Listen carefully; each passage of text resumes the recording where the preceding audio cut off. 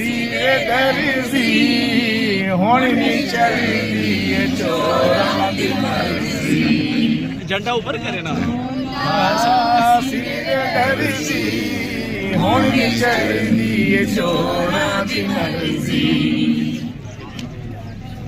ਤਿੰਨ ਸੀਟਾਂ ਇਸਲਾਮਾਬਾਦ ਦੀ ਫਟੋਫਟ ਸਾਡਾ ਖਾਨ ਖੜੀ ਸੀ।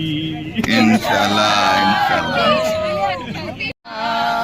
ਸੀਰੇ ਦਰਜ਼ੀ ਹੁਣ ਨਹੀਂ ਚੱਲਦੀ ਏ ਚੋਰਾਂ ਦੀ ਮਰਜ਼ੀ।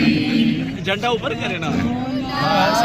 ਸੀਰੇ ਦਰਜ਼ੀ ਹੁਣ ਨਹੀਂ ਚੱਲਦੀ ਏ ਚੋਰਾਂ ਦੀ ਮਰਜ਼ੀ। ਤਿੰਨ ਸੀਟਾਂ ਇਸਲਾਮਾਬਾਦ ਦੀ ਫਟੋਫਟ ਸਾਡਾ ਖਾਨ ਖੜੀ ਸੀ। इंशाल्लाह इंशाल्लाह।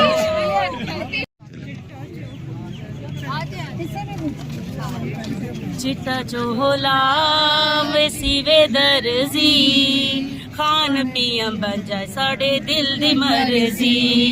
चिट्टा चोला ते चश्मा काला, चिट्टा चोला ते चश्मा काला, गंजा पूछदा है मुझे क्यों निकाला, गंजा पूछदा है मुझे क्यों निकाला।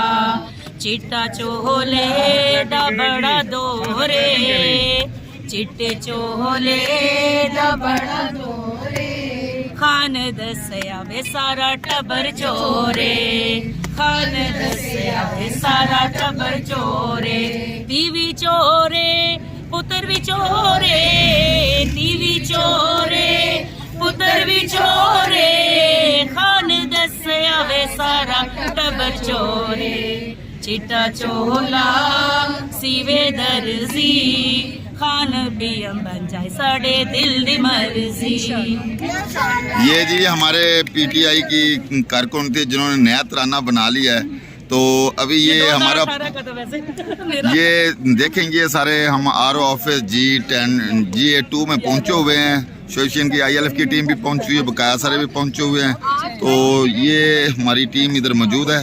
तो जो हमारा चैनल है 0 पॉइंट इस्लामाबाद के नाम से सब्सक्राइब कीजिए, लाइक कीजिए और आगे शेयर कीजिए।